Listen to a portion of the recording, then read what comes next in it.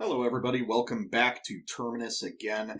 I am looking to borrow a guitar cable for my set. I'll get it back to you right as soon as I'm done. I thought there was one in my case, but apparently not.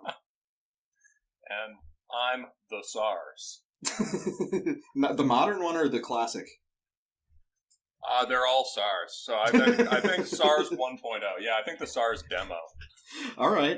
SARS demo, the ones with I like the SARS.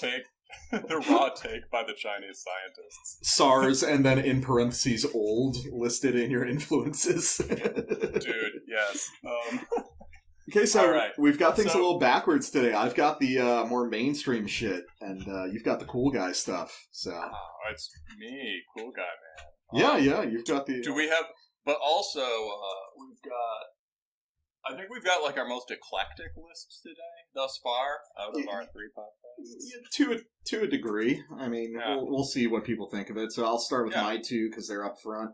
So first one is going to be Forgotten Tombs Nihilistic Estrangement, released on Agonia just a couple weeks ago. Depressive black metal with more rock music than I'm comfortable with. Yeah. Followed by my second pick is going to be Putrid Pile's Revel In Lunacy. That was released on Severed Records just a couple weeks ago. Always a fun time. And I think this is your first Putrid Pile record, right? Yeah, and I quite enjoyed it. Yeah, so what have you got for us? And I've got, first up, this is a little old, but this is Azath's Through a Warren of Shadow. Which was, I think they released it independently, but did the physicals through Pulverized. I think the physical release is pretty recent. I think they did it digitally, and then just recently they got the physical copies. Pulverized is a really weird label. What is? I don't know anything about it. Oh, so Pulverized are from Singapore. They've been around for a really long time, and they've got a real eclectic mix of stuff that they release. I don't think that they're really committed to a specific style, like some old Helveto was released on Pulverized, but they've done everything from death and black metal to like kind of trad, heavy, and thrash stuff, so they're kind of all over the map. It's just whatever they think is cool. So this is one of, this band has both the guy from Rip to Shreds in it, and the guy from Begrime Exemius in it doing vocals, and the Rip to Shreds guy is, I think he's from Taiwan, and he's still tapped into stuff over there. So maybe that explains the East Asian sort of Pulverized recruit from all over the world, though, so it's entirely possible that it just kind of wound up on their desk one day. And what's the last one? Oh, yeah. And last one is Ancient Gate, Empire Beyond Dusk. This is an independent one, came out on Bandcamp, and this is, I think, some kid from Argentina. I say kid, I assume he's younger than me, but it also makes me ashamed because I don't know that in this school. With this style, with the style that he plays, I could see him being like a 40-year-old's old head, you know? Yeah, maybe I shouldn't have said kid. And I think this is our first fully independent release that we've done. We'll probably do a lot more of them in the future, but it's good to get back to scraping the underground. You know? I think this is exactly the kind of band we want to champion on this show. Basically, yeah, definitely. It's got a lot to talk about, and it's and I think at this stage he's been building his sound over the last couple of releases, and he just got a drummer. So I think this is the first real statement from him. Okay, cool. Well, then let's just get it started with Forgotten Tomb, Nihilistic Estrangement. So I've got kind of a long history with this band. I chose this just because I saw that, they had done something contemporary just in the past couple weeks. And I was a really big fan of Forgotten Tomb back when I was younger. I remember records like Songs to Leave and Springtime Depression being really big for me when I was, 14, 15, 16.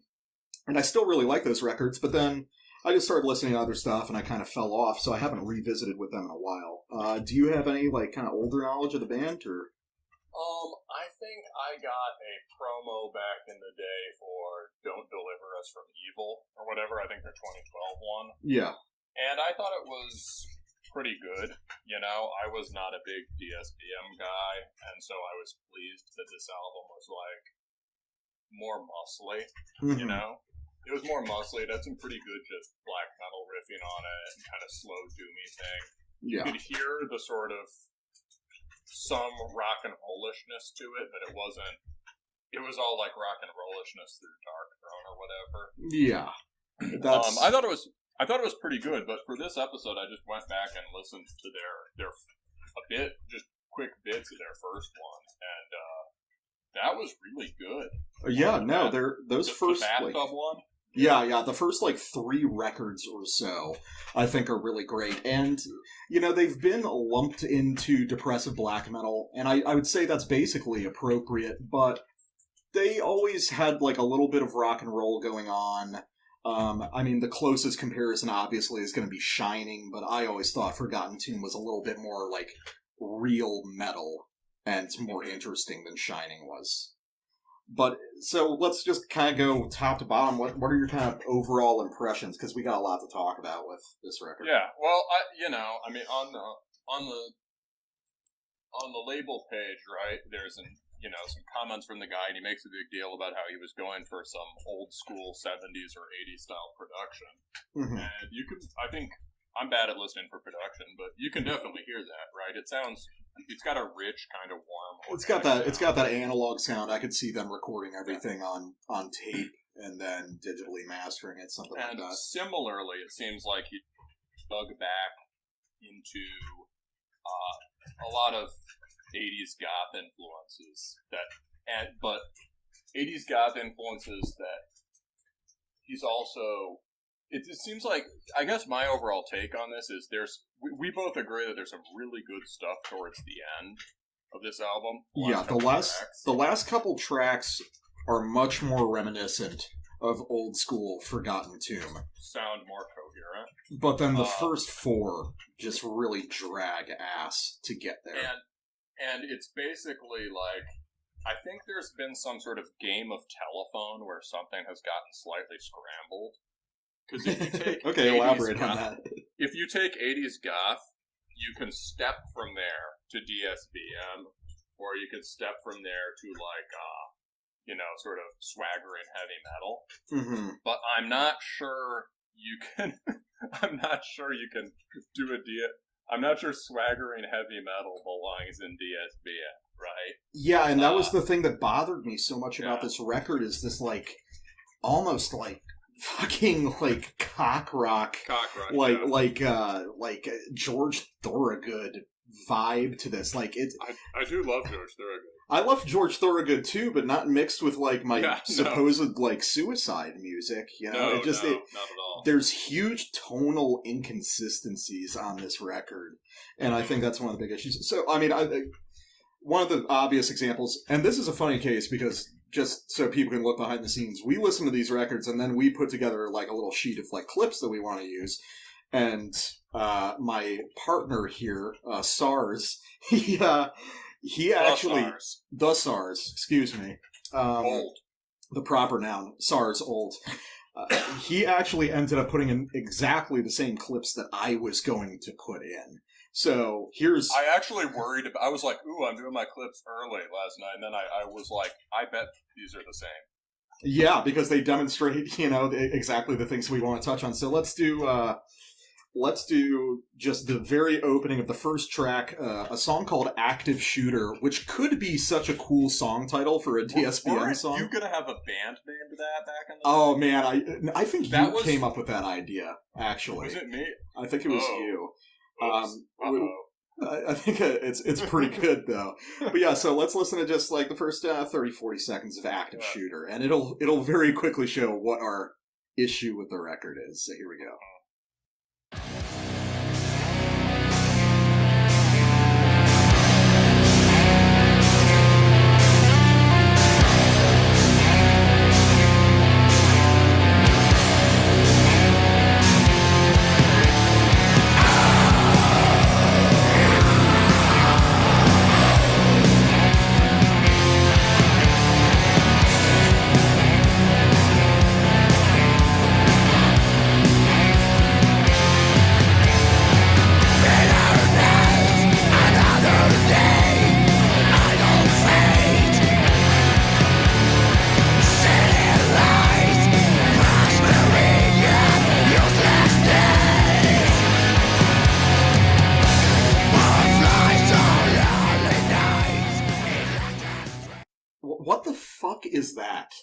like...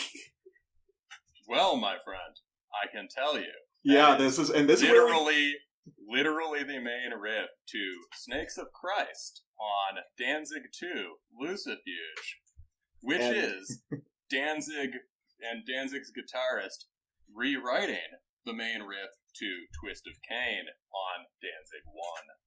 You see, this is something that SARS brought to my attention. There is a lot of just kind of lifted ideas all over this record. And, you know, we've talked already about the show, and I think we'll continue. Like, how do you creatively borrow from stuff, right? This is not the way you fucking do it. Yeah, there's absolutely nothing wrong with quoting stuff, and I think there's some better examples of it on this album, but you don't make, like, what's supposed to be, like, the steamroller lead-off riff on your album, an early album riff from a classic album by fucking Danzig. It's so funny. I mean, it's definitely compounded because I never liked Danzig to begin with. Them's fighting words. Oh yeah, well you're a fucking you're a trench coat wearing goth kid at heart. So it's it's Danzig is not that goth though. It's more... Oh, it's goth adjacent. Goths were listening to Danzig. Sure. It's, Danzig has most encountered, like, AC/DC, and, yeah, you know... And George Thorogood and shit. Sure, absolutely, yeah. That's, like, what he wanted to be, right? Yeah. But this is really emblematic of one of the problems of this album, is this bizarre tonal inconsistency where they're trying to do this, like, cool guy swaggering rock music, and they're trying to marry it to these more delicate, emotive DSBM beats, and it just doesn't fucking work. They just run up against each other. There's no meaningful attempt to transition between them. It's just... Yeah, I don't get what the mood is. Yeah, I have no idea. And it formulates itself on the last couple tracks, but I think that's because they sound like B-sides off Songs to Leave or something. Mm-hmm. Like... It's... Yeah, go ahead. Yeah, keep going. I mean, it's hard to quite know. I think we both have a sense of what they were going for, right? You said something about urban grit, like urban black metal. Yeah, I mean, kind of. Well, that was kind of related to some other albums. I don't really associate cities with George Thorogood. Well, I mean, I was going for more I was talking about the urban grit in regards to some other albums that we were talking about that we're probably going to talk about next week or the week after. Oh, word. Sorry, yeah. I got it twisted. No, right, it's fine. Next week. But you kind of... But that kind of applies here because it is an attempt to create this... I mean... We're not just sensitive guys. We're badasses, right? Well, and there are tons of ways to do that. Yeah. I don't think this is the way. But it's like, it's also attempting to be a very modernist take. Even though it's like reaching back to the 70s and the 80s for a lot of these influences, it's still a very like modernist type of mood they're trying to create and trying to transcend. I think it's representative of an insecurity about the DSBM roots. And that could be incorrect. Maybe, you know, the guys just got older and they wanted to do other shit. But it's hard to look at something like Songs to Leave, which is such a nakedly emotional and like openly like vulnerable and pathetic DSBM record, and juxtapose it with this kind of shit where it's like, no, it's cool. We're still sad, but we're wearing leather jackets now. So, well, if you look at these guys, they actually are like... They are badasses. Like, they are, like, leather jacket dudes who probably have some lift weights and shit. So, I see why they're trying to do this, but, like, there are smoother ways to do it. A really good example of doing that sort of more smoothly is Fields of the Nephilim. Yeah. There's actually a Neph riff on part of this album, but it's...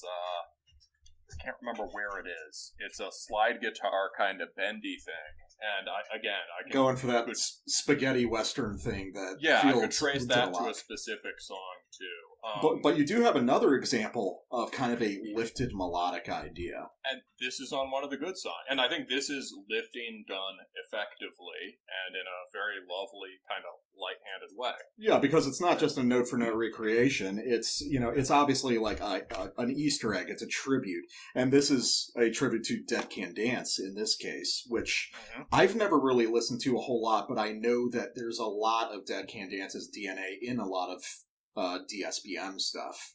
So that would make sense, yeah. So this is going to be a lot of Lycia in DSBM. Yeah. So this is going to be off the title track Nihilistic Estrangement, and this is a good example of what the album sounds like in its best moments. So let's just give that a try.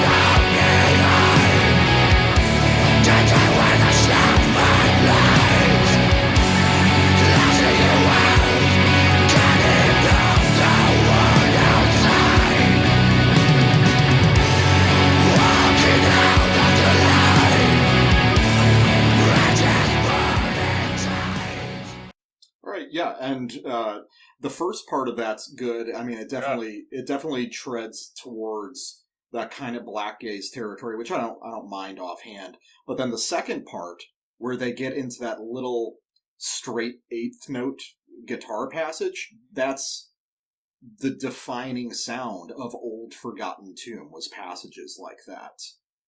And like even the kind of the root note of that, the bass line with that little chromatic drop at the end, is the sort of unique melodic idea that they would use a lot, that was still reaching back towards almost like screamo, almost like emotional hardcore. Tonally it's like that, yeah. Yeah, and that's what made them so interesting. I think a lot of the sort of quote-unquote black gaze stuff, one reason it sucks is that it's pretty redundant. It's like people who haven't, it's black metal, it's hardcore people who've neither listened to black metal nor shoegaze, but they sort of get that there's some relationship between these things. They get the impression of the sound, just not how it's developed. Yeah, and so and it becomes a little redundant because it's like, oh, black metal already does a lot of shoegazy things or whatever. But in this particular case, it's like a lot of black gaze stuff was just done by DSBM in a less marketable way, right? Yeah, no, I mean, I would say, I think that the dirty secret of a lot of, like, cool guy... I mean, is black gaze even, like, a cool guy thing anymore? I mean, are we... I think we're kind of... I hate that word. Who knows? Post-black metal. Yeah, and there's actually... can now mean anything, too. But we're talking about Death Heaven, right? We're talking about Death Heaven. And honestly, a lot of that stuff that I like, I just don't... as a side note, we'll get to this in depth at one point. Like, I like Death Heaven, but I listen to Death Heaven as screamo records. They're not black metal albums. They're just polished screamo records. But what I was saying is, I think the dirty secret is that a lot of black gaze, like you were saying, really is just DSBM with the aesthetic tweaked. Yeah, we've more major keys and tweaked aesthetic. But here, what they're doing, what this band grasps in a song like this, right, is the sort of a thing that a lot of DSBM bands use, which is kind of ironic major key. Oh yeah, and I mean that's a crucial. This is a like bleak, open kind of major tonality.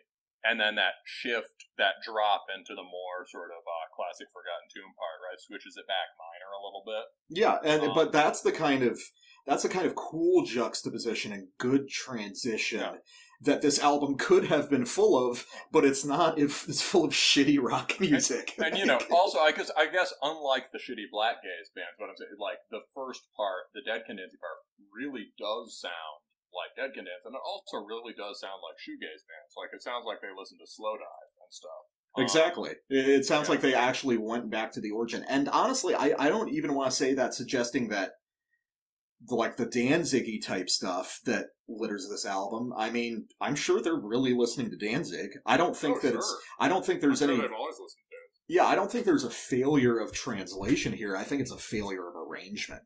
I think they should write a Danzig album if they want to. Yeah, I mean, just make it a fucking side really project. Good song. They're good riff writers. They're a good band. They have interesting ideas. So yeah, why not make a Danzig, or why not make a Forgotten Tomb Danzig album? Just say, we have the same name, and here's us writing songs about, motorcycles. Because Forgotten Tomb, well, yeah, and that's one of the interesting things is, so, Forgotten Tomb, so people know, is an Italian band, and like a lot of the Italian black metal bands, they've always had an undercurrent and an appreciation for, punk music. And throughout a lot of Forgotten Tomb's, smaller EPs or just little compilation tracks, they've done, I'm pretty sure they did, a great cover of G.G. Allen's Expose Yourself to Kids at one point, which is, of course, a fucking great song, and Forgotten Tomb does a great version of it. So all these influences have always been there, but they're trying to jam these disparate elements together in a way that's just not working for me, man. Yeah. I hope, I hope they either record a sick hard rock album with screaming, which I would probably like, and would probably be better than a hell of a lot of the black and roll crap. Yeah. Or, do record some more stuff like the end of this album, which is really nice. Well, I would kind of agree that if this album had just been swaggering Danzig ripoff shit, I'd still be disappointed, but I wouldn't resent it so much, It's they also probably would have taken more care with that kind of riffing. They would have been more invested in it. As it is, it's a gesture, right? It is a gesture. But it's a gesture that shows up too much it breaks the flow all the time here. Well, I think one of the problems is, when you're talking about being gesture, there's so many ideas on this record that are competing for attention that none of them individually get developed enough to create something really meaningful. It's just, the pacing is really off. Forgotten Tomb used to do these kind of slowly evolving songs, and these are still, slow, long-ish songs, but they don't really fucking evolve for the most part. They just circle around. Yeah. I mean, yeah, and you also said you wanted to say something about Shining. Not so much about, well, I guess tangentially. You're like the DSBM guy. I've mostly avoided Shining because of the do-rag. Yeah, well, I was never a Shining guy. I listened to, I sampled them back in the day. I didn't like it, so I just kind of ignored it. And, whatever, everyone's into it. But I know that what Shining ended up doing is what they're kind of doing here, and I wanted to kind of propose the question, is most DSBM just doomed to turn back into rock music at one point or another? Is it just can you only sustain that concerted level of single-minded misery for so long before you just revert to the lowest common denominator? Because this is something that's happened with so many fucking DSBM artists doing this transition, and of course it was just blown all to hell when, kind of tying back into the urban black metal thing, bands like Life Lover started to get big. Life Lover's fucking sick, bro. I'll fight you. Why you gotta tell lies to our listeners, Life Lover is a good example of, I didn't think they were at all trying to be a hard rock band. But what did people take away from Life Lover? I don't know. I mean, Life Lover sounded like they really, at a time when it was deeply unfashionable on all fronts, in the metal scene and the punk scene and the cool guy art scene, Life Lover really sounded like a goth band. And they also had just this kind of general driving punkish quality to a lot of it, and a really nice ear for melody, and they were put themselves out there and acted like total weirdos. I mean, I like Pulver. I think Pulver's still a good album. Yeah. But at the same time... I think Concourse is awesome. But I think the issue with Life Lover is that there was... The music is good, the aesthetic is neat, whatever, but there was a self-conscious coolness to it that I think is very toxic for a style of music like DSBM, which thrives off being fundamentally uncool and being kind of pathetic, you know what I mean? Well, they did also, wear trench coats and Slipknot makeup and take pictures of themselves on playgrounds. Yeah, which is like tapping into that like millennial irony to a degree. Oh, I thought that was just like metal not giving a shit. Oh, I don't know, man. It got so hard to tell around that era, like that late 2000s era. There's some really funny footage on the web, and this is a little bit unfair, but there's funny footage somewhere of the guy from Life Lover doing, I think, in their Succession band, recording vocals. Mm-hmm. I think I saw it on that. What is it? The hipster black metal channel. Do you know that one? Which one? Is that like on... It's a YouTube troll channel. I think I vaguely remember. I don't even know if they're active anymore. I think I vaguely remember. I think they are. Yeah, he is. I think it's intermittent. I think like some of it's juvenile low blows and some of it's very funny. You know, so which is what trolling should be. So. Yeah, I mean, but I got the sense that, I mean, maybe Life Lover, around their first album were being very serious about it, but after they started actually making money and shit and becoming like a sort of an early incarnation of the shit that Pitchfork would end up covering, I think that it became more self-serious, you know? But yeah, and I was going to say the funny footage is of the guy recording vocals, like with his shirt off and just absent any backing tracks, and he's doing like the gestures and stuff, and it's kind of, it's not that fair because okay, it's decontextualized and we'd all look silly if we were filmed recording vocals. Not me. I always look fucking cool when I do. It's very funny.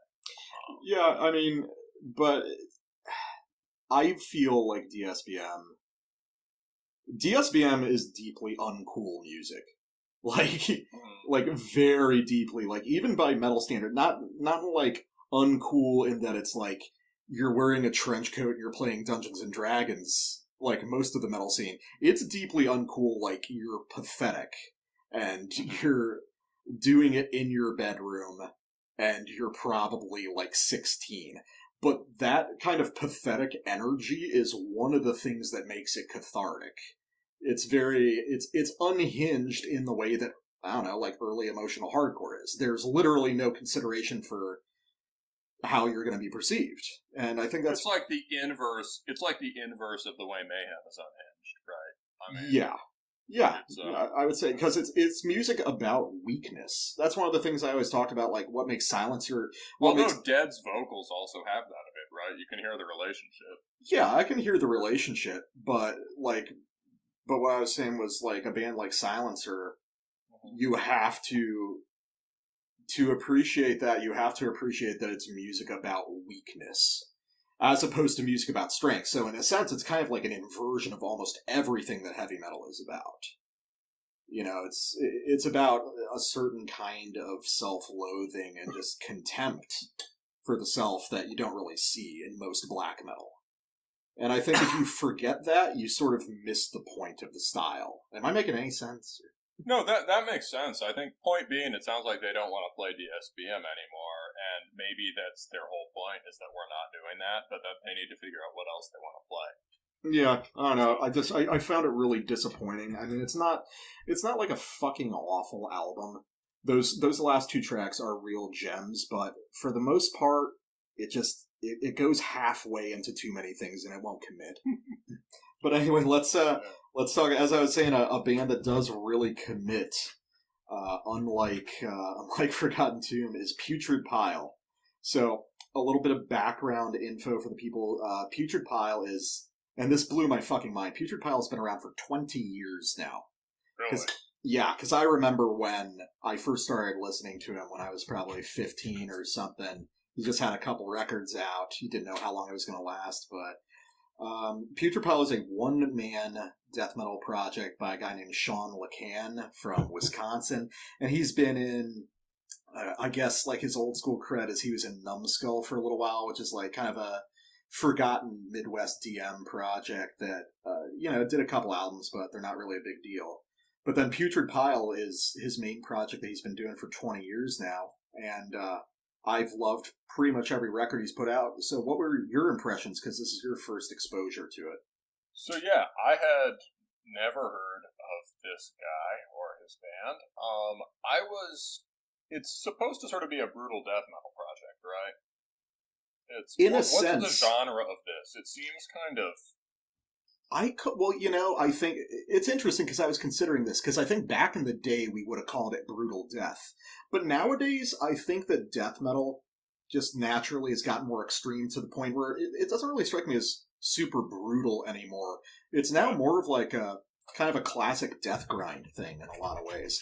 But he's got influences from all over the map. He's got, you can tell there's little riffs that are designed to be a tribute to a certain scene in a certain time. So, yeah, that's what this guy... Yeah, so I guess I guess there's a kind of eclectic or referential quality to a lot of the songwriting definitely we've got today. Yeah, definitely. And a lot of bands doing sort of, whether more or less successful, doing this kind of, the sort of tribute to their influences. Very in tribute, and intentionally sort of positioning themselves in relation to these things. This guy is just, as a guitarist, he blows my mind. He's a really good riff writer. Yeah, he's got an outstanding ability. The thing not just in the sense of tweaking stock riffs, like we've talked about, or in the sense of necessarily writing these crazy, beautiful melodies, but in the sense of just writing extraordinarily detailed and distinctive riffs. Right? Yeah, that's one thing that's always been... Even when he's, biting someone, he'll do... I was struck by the number of Marduk riffs on this album. Kinda, yeah. If you want to talk about, in terms of catchiness or complexity as standards, they're just better than Marduk riffs. Well, I would say that one of the big things... I love Marduk. Yeah. I think one of the big things that's always been a big part of Putrid Pile is his riffs have a clarity to them. And not just in terms of production. In terms of production, he's always had things very clear, very separated, so you can dig out all the details. But there's a certain clarity to his riff writing. Nothing feels cluttered. He doesn't do any of those churning, brutal death riffs that are basically untabbable, for lack of a better term. It's a very distinct voicing. And I think that's one of the advantages. And there's no vague parts in the shape. And there's absolutely zero harmony. So it's like, and this is actually a thing I was going to say about the Azath too, and I think in its own way it also applies to the Ancient Gate. That's the thing I really value in songwriting is clarity of form.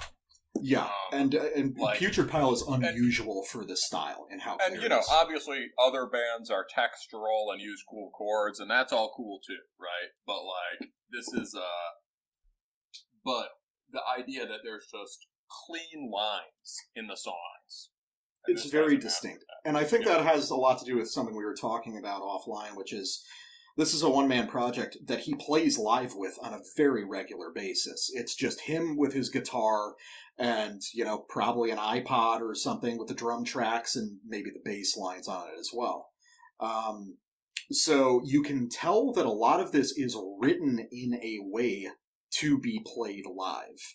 There are certain concessions that are made, like one of my examples was the vocal rhythms are very on beat, very 4/4, to make them easier to execute with the right tone while he's playing the guitar live. Similarly, I'd say that because he has to prepare it to play live, the drum machine samples are not great.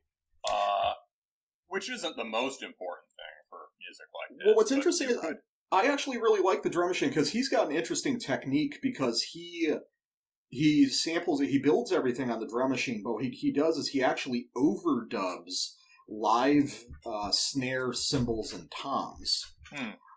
It's something he does to try and make it sound a little more real. At least he was a few albums ago. I don't know if he's still doing that. It just sounds a little mechanical. But I think he's not really bothering to humanize the timing or anything. He's okay with it being rigid. Yeah, sure. And the other thing would be, for me, the guitar tone is, if there's a shortcoming to the album, it's just that it has no atmosphere. Right? It's very flat. It's very... It feels like there's almost like a lack of reverb. I like it a lot now, but I would have liked it more when I was like 19 and listening to a lot of Slayer. You know what I mean? Yeah, it's very boxy. And it's interesting because I think some of his earlier records are actually better produced than this one. I think this one might just be a little bit too loud, a little bit too clipped, so it's losing some of the body in the process. Sounds new and kind of bright to me. It's very bright, but I would say that bright quality, because that's one thing I want to emphasize, is Putrid Pile, obviously, very stock death metal. It's all just about serial murder and gore and stuff like that. But there's like a fun to the music that you don't hear a lot.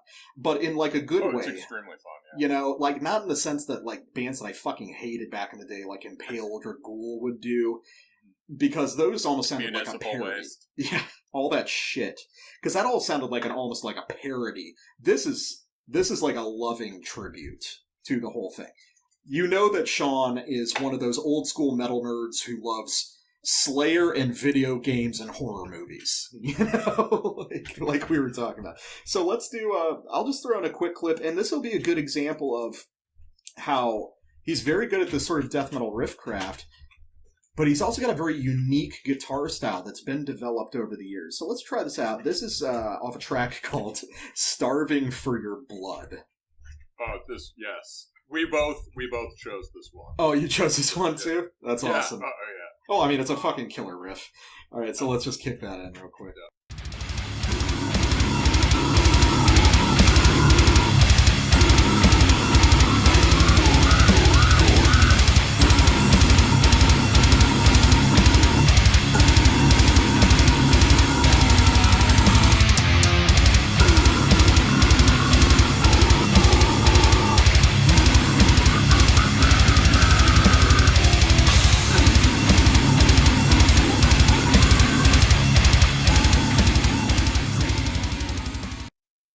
So, one thing I like about that is the combination of extremely ignorant chug with kind of more epic intervals on the end. And he throws in some, you can tell some modified power chords and stuff towards the end of the chug riff. Yeah. Yeah. I compared that to that second variation that he ends with that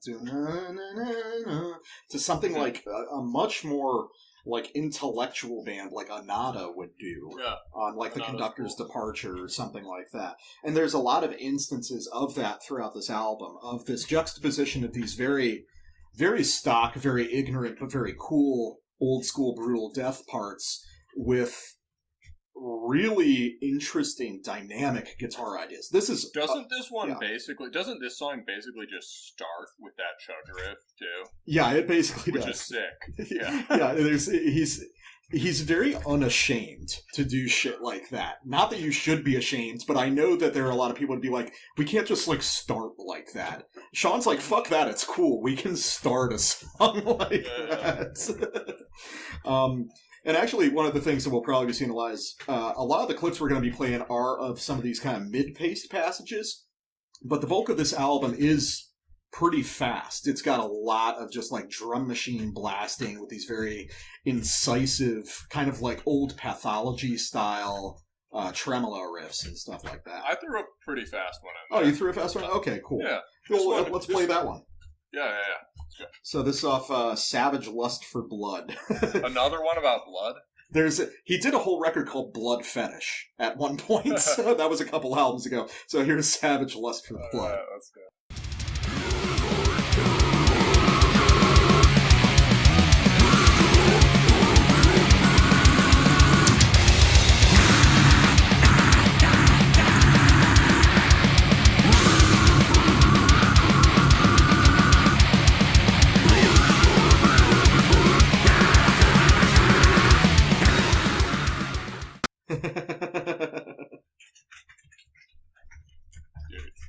I love that. That's super fun, and that's one of those cases where it's the thrash works. Because those are both essentially thrash riffs. And I like it's extreme thrash. It's extreme thrash, and I love the juxtaposition of the kind of traditional thrash riffs with just how unbelievably grotesque his vocals are. I like, but he's also, but there's also there's great control in that riff, because it's, because on the back end of it, he'll do that like sped up double time, palm muted tremolo stuff. That's one big thing, is his right hand work, his rhythm work on the guitar is absurdly sharp. Yeah, that's why I also hear it as a Marduk riff, right? Because it's not pure pedal point, right? It's not just like da-da-da-da-da-da-da-da-da, right? He's got these sort of bending, fast-picked lines that are interacting with the chug. It reminds you of shit that you would hear off, this is going to be out of left field, but like a band like The Crown, where a lot of the stuff was defined by those intricate chug patterns on just an open E. And he does a lot of really fun shit with that motif. So to me that's just good, basic, exciting metal, right? You should be able to play that to any 13-year-old and they should be like, that's fucking sick, right? Oh yeah, 100%. There's it's amazing that he's been doing this for 20 years, but there's still such a youthful energy. The other thing, I really like bendy guitars, and the other thing that riff reminds me of is High on Fire. No, I know what you mean. Just that touch of, I think sort that's of bendy Eastern melodies, kind of thrashy and brutal. I'd say that the common thread between those is just an appreciation of primordial thrash and traditional heavy metal. I have no doubt that Sean probably has a big Iron Maiden collection in there. Mm-hmm. It doesn't come out a ton in his music, but you can tell that it's kind of informed the way he plays guitar. I would say the production is actually kind of like Iron Maiden. Just kind of boxy in big general. Right guitars right in the center. Yeah. It's a super, super guitar focused album. It's and the thing is, at no point does it ever get super technical. There's definitely challenging stuff to play, but even the most challenging stuff is not flashy in any way. It's based off iterating on simple death metal forms for so many years that you've just run out of all the simple ideas and now you have to do them really complex. So I've got one last clip for this album, and I think this is one. Are you typing while you're talking? That's my wife. She's typing. Oh, fair enough. Yeah. All right. So I've got one last clip for this album, and this is off a track near the end of the record called No Rest for the Wicked, and I think this might be one of my favorite moments on the record, and I'm interested to hear your perspective on it, so let's just cue that up real quick. All right.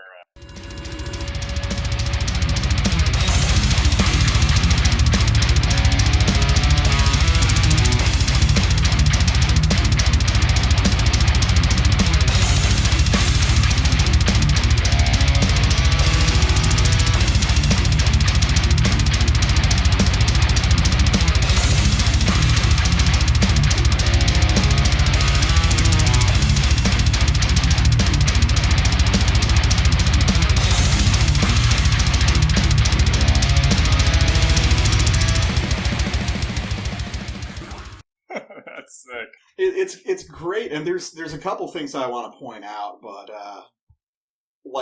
first, obviously, is got something for both of us.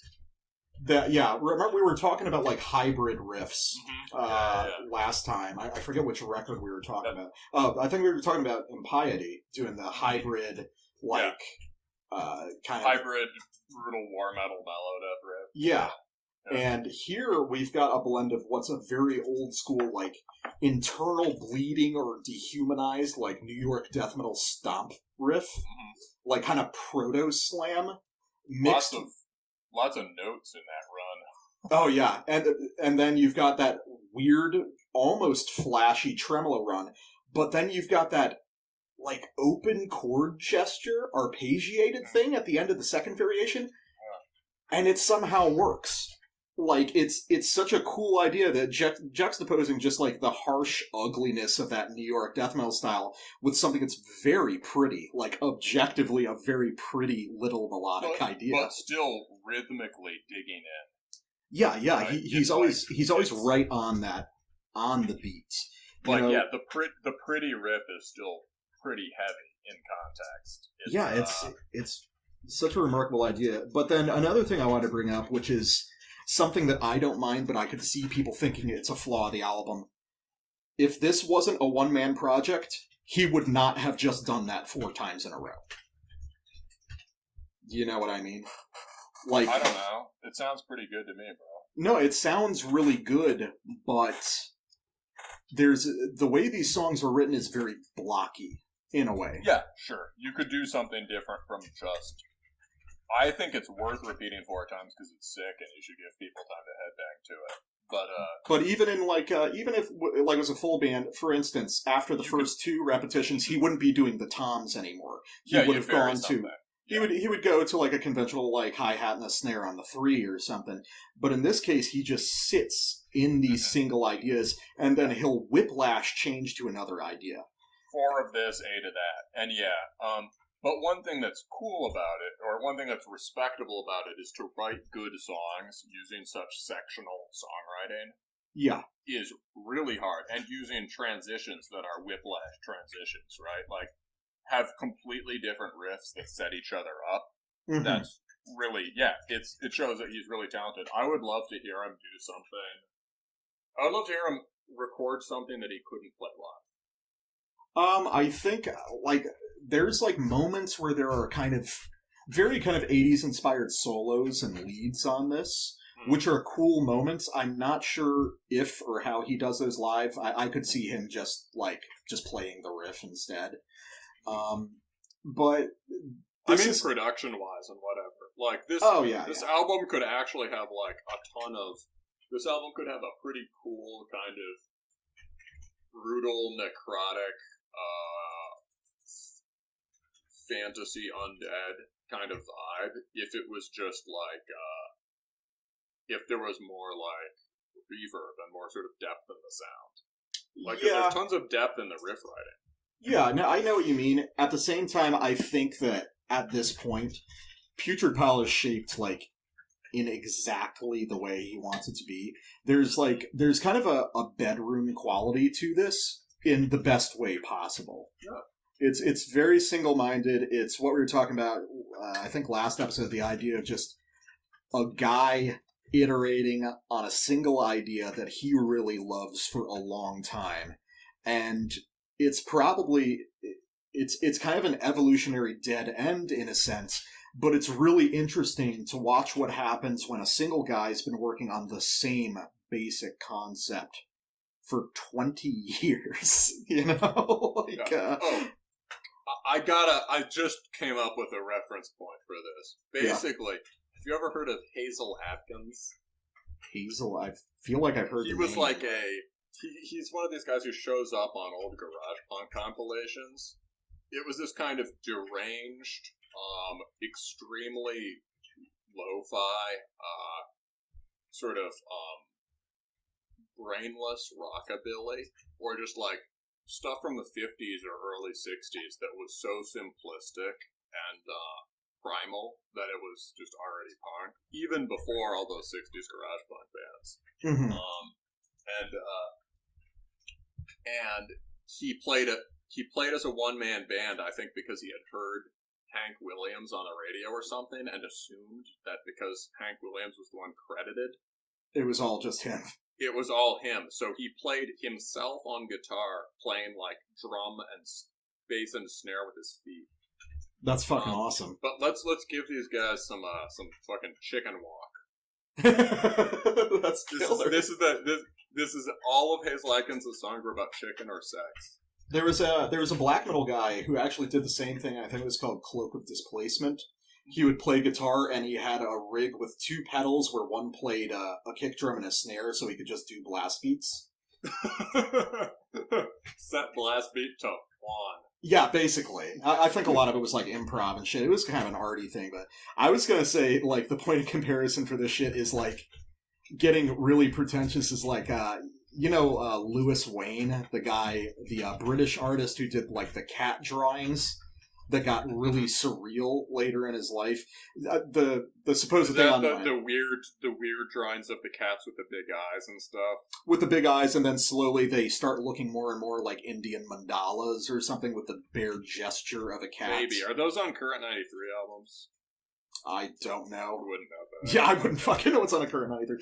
But I kind of like how Louis Wayne, he spends his entire life drawing these fucking cats, and just he gets deeper and deeper into cat drawing, and what you get as a result is just something really fascinating and singular. And that's almost what Sean does with Putrid Pile. He's now carved out this niche of a style that's not really like anyone else out there, but it's really good, and I'm really happy that there's guys like him out there doing that kind of music.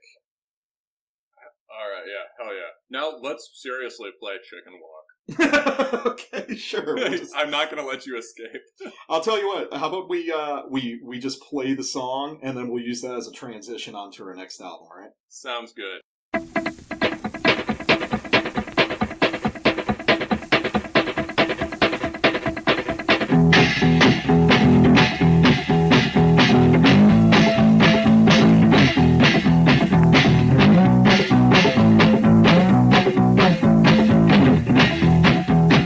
Come on, baby, I'll show you how. Come on, baby, I'll show you how. We'll do it hot and we'll do it fast. We'll do it hot and we'll do it fast. Come on, baby, do a chicken walk. Wiggle yourself from head to toe. Do your stuff wherever you go. Do your stuff up on the floor. Do your stuff wherever you go. Come on, baby, do a chicken walk. Push in and a push out, push in and a push out, push in and a push out, push in and a push out, push in and a push out. Yeah, let's walk, baby.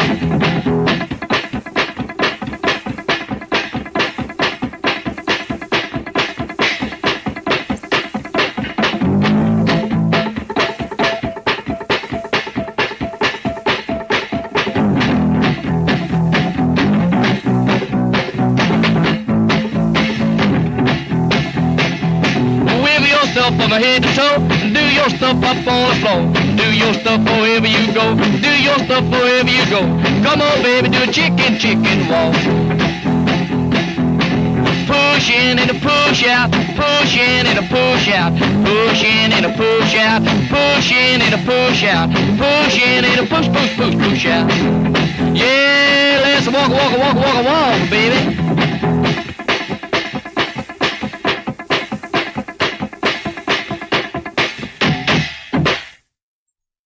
Them chickens. I like that. I heard a huge meow back there. Oh yeah, no, that was one of the jungle predators. All right, so now we're getting into your side of the show. So tell me a little bit about Azath through a Warren of Shadow. Azath. I think it should be Azath because that sounds more metal. Yeah. So basically, this album, yeah, I first saw it a couple months ago, and I was like, God damn, that's a sick dragon. Any album that has a sort of 90s style dark fantasy art dragon on the cover with Celtic font under it, something sort of like something straight out of the monster manual for D&D. Yeah, and Celtic font is almost always an insta-buy for me. If I'm like in a record store, like guarantees some like really sort of necrotic ancient crust punk usually, or like stenchcore. Yeah. Or just like weird necrotic barbarian black metal. Yeah, didn't you talk in like our like friend Discord chat about how like Celtic font is better than black letter font for metal records? Better than Gothic font. Yeah. That's my contra opinion. Yeah. Very spicy take. Yeah, deviated instinct. But it's because anything can be in Gothic letter font, right? But only a very specific kind of bizarre and sort of hostile primitive album is made with Celtic font. Okay. It's and indeed that's what this is, but it's a death metal album. as I said before, it's the dude from Rip to Shreds, who are sort of a really good maximalist sweet death style band. Not, I think, in the kind of style that you would dislike, but more dismembery and dramatic and shreddy. Yeah. And yeah, he's quite good. And the vocalist is a guy from, and I think maybe he's also doing bass. Let's see. So, worthy of mention, this is only the second band I've seen who are themed after Malazan Book of the Fallen, the first being Caladan Brood, who I love. Oh yeah, so we can talk about that too. But yeah, this is so this is I think both of the things I picked today are kind of fantasy themed. This one's Malazan, the second one is Lovecraft. I've never read Malazan, have you? I haven't. I picked up, when I got into Caladan Brood, I actually picked up the first Malazan novel. I just never got around to it, but I guess if there's more than one band doing it, I have to read it now. Yeah, it's fair. I mean, I think our podcast is named after Terminus Est, a sword from the Gene Wolfe series, Book of the New Sun. Oh, you see, I didn't even know that. Yeah, it's a sick series.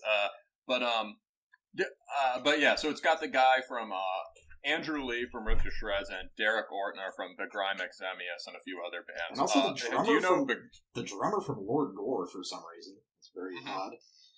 Do you know Begrime at all? I think I listened to them like a little bit back in the day, but I don't like really have a distinct memory. Yeah, I think I peripherally encountered them back in the day, but they're basically, I dug it out because of this, and they have some albums up on Bandcamp for Name Your Price, and 100% worth picking up. It's like, as we were talking about, the only good thrash being really extreme, disgusting thrash. Yeah. His vocals on that album are just like foul, and it's kind of like snaky, extremely finely riffed thrash metal. It's sort of Craftsman's death thrash, black war metal, whatever. But it's sort of like the fundamental unit is just really propulsive, exciting thrash. So cool people in this band.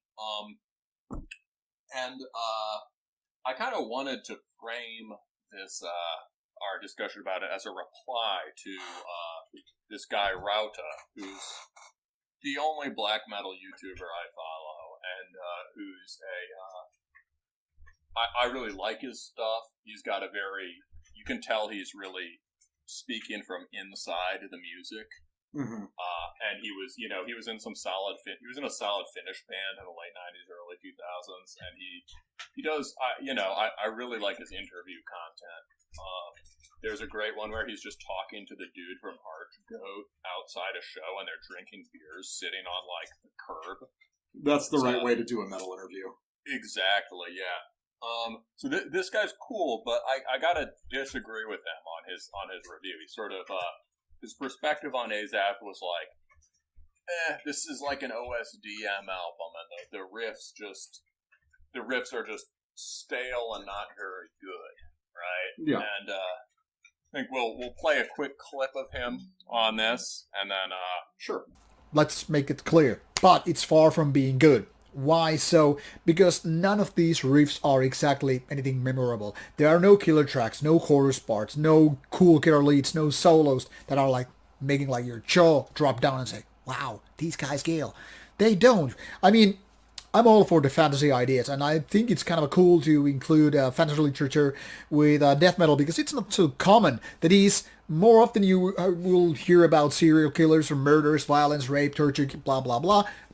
All seen, all done, and as such, it's kind of a fresh take to have dragons with your death metal, but let's face it, everything comes down to those riffs, everything comes down to those kind of memorable songs, and this album is not filled with that. Poor songwriting, poor production, strongly disagree. I think this is going to be interesting, because I think that my feelings... I don't think it's a bad record, but I think my feelings are probably closer to him than yours on this one. Well, so, okay, why don't we play let's give people an idea of how this sounds. You picked this out, and I think this relates to your take on it. You're really, of the two of us, I've listened to plenty of old death metal, but you're really the OSDM guy, right? To a degree, it's like I just kind of got raised on it, So yeah, we'll just do a quick clip off the first, there's an intro, but off the first real track of the album. It's called Draconian Impalement. How can you... That's just an amazing song title. And the song is about impaling dragons. Anyway, let's... I would certainly hope so. Okay. So yeah. It's a metaphor for sex. Draconian Impalement. Let's do it real quick.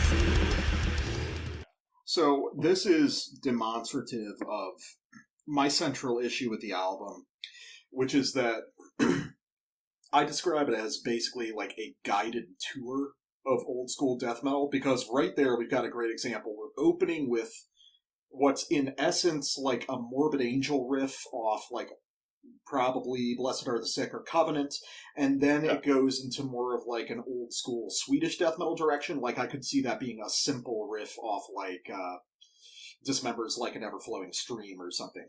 You think? The blasted one? I mean, yeah, obviously it's been amped up with the vocals and the drums, which are actually my favorite elements of this record, are the vocals and the drums.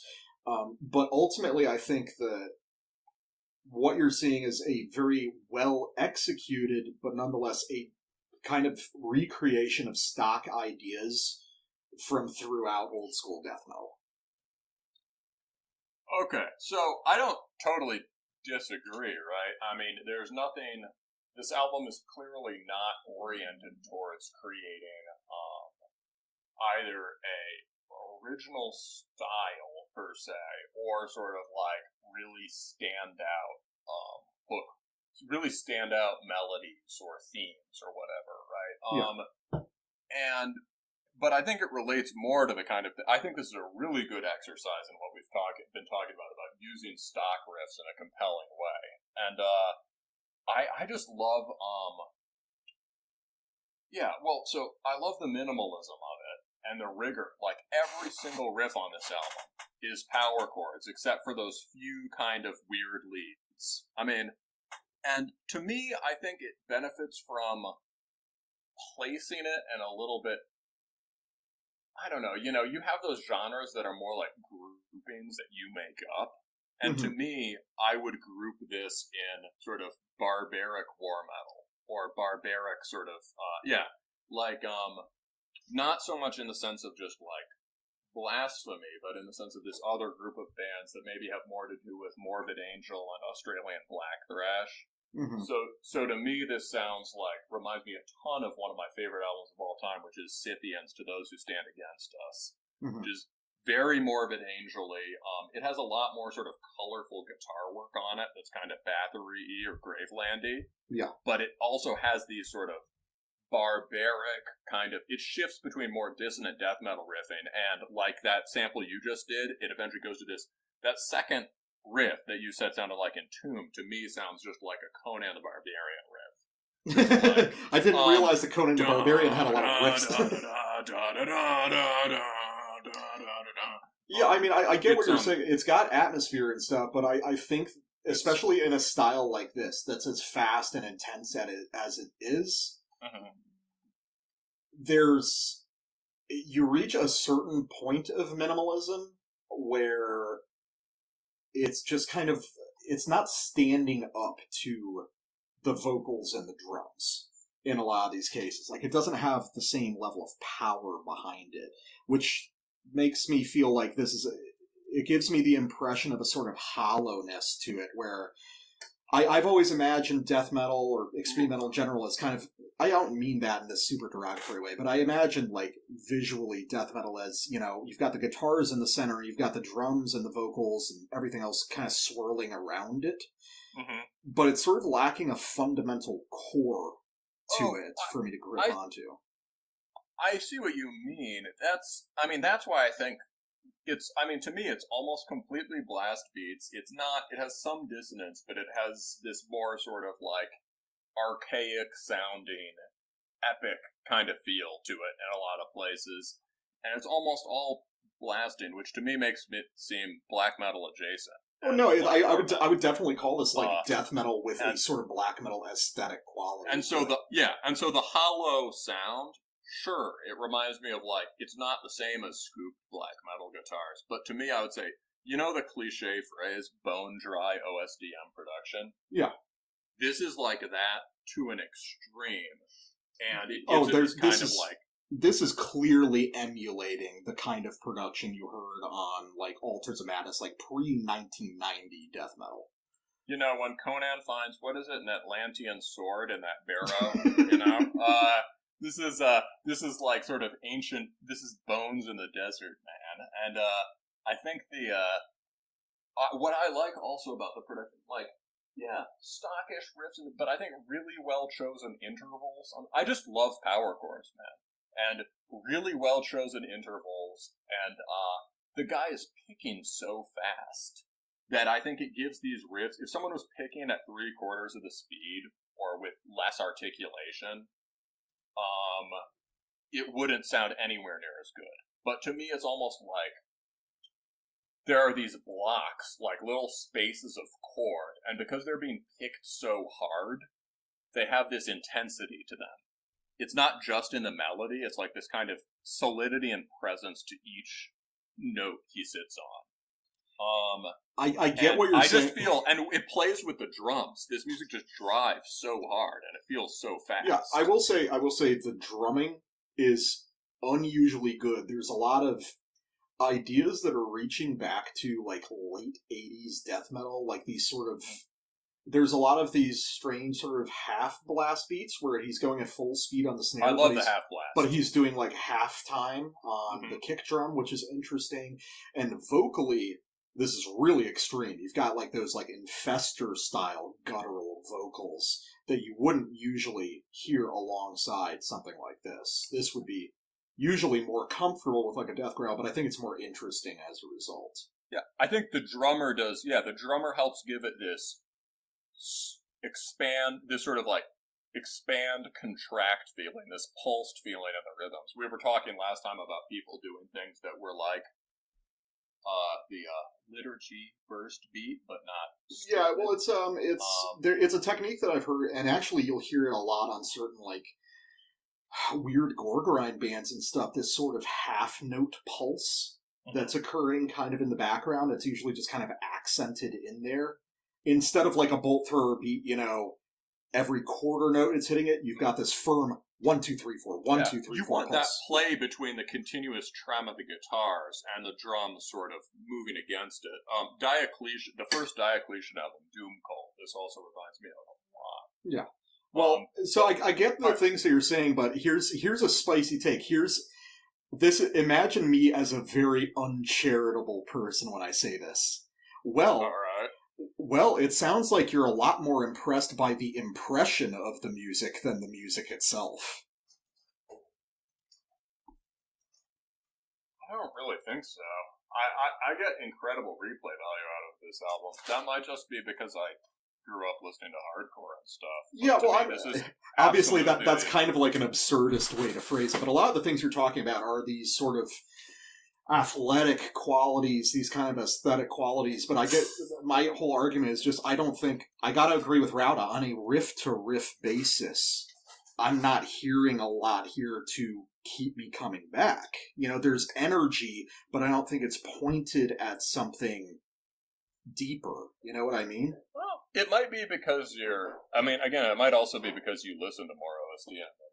So it's not like a comparing it to like Incantation or Morbid Angel are extremely riff oriented. Yeah, I'm definitely comparing, not even Incantation, because Incantation is, in the time period, it's old school death metal, but it's not the sound that I'm talking about. I would say this is more comparable to something like a Massacre in a way. If you were to listen to like Massacre and just like double the speed and just intensify the shit out of it, you get something kind of similar to this.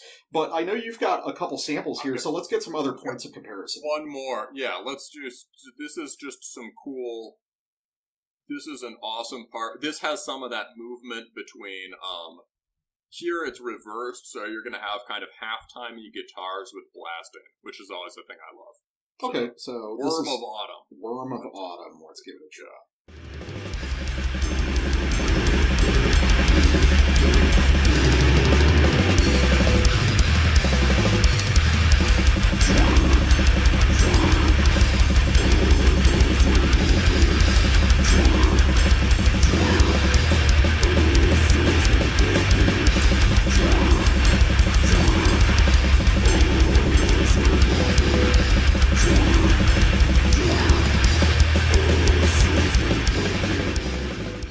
Okay, I mean, I can see where you're getting out of that. Yeah. I mean, it's neat.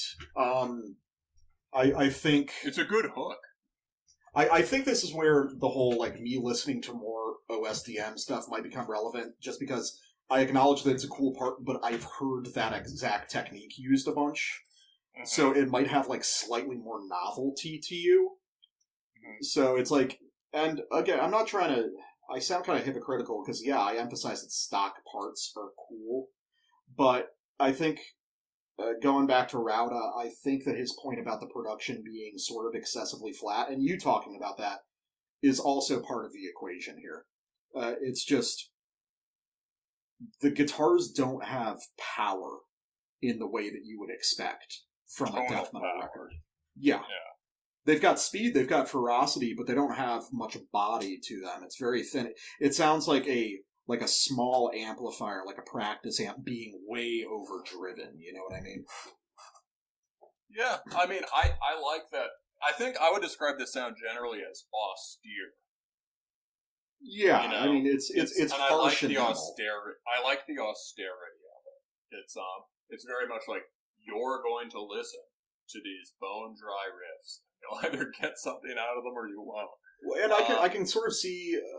and I think the vocal timing... Oh, the other thing I wanted to say about that just hook is the vocal timing is sick. And the doubled up, like, guttural growls and stuff is really cool. And what they're shouting is something like Drak, which is, I don't know, some dragon word from Malazan, right? They're Drak.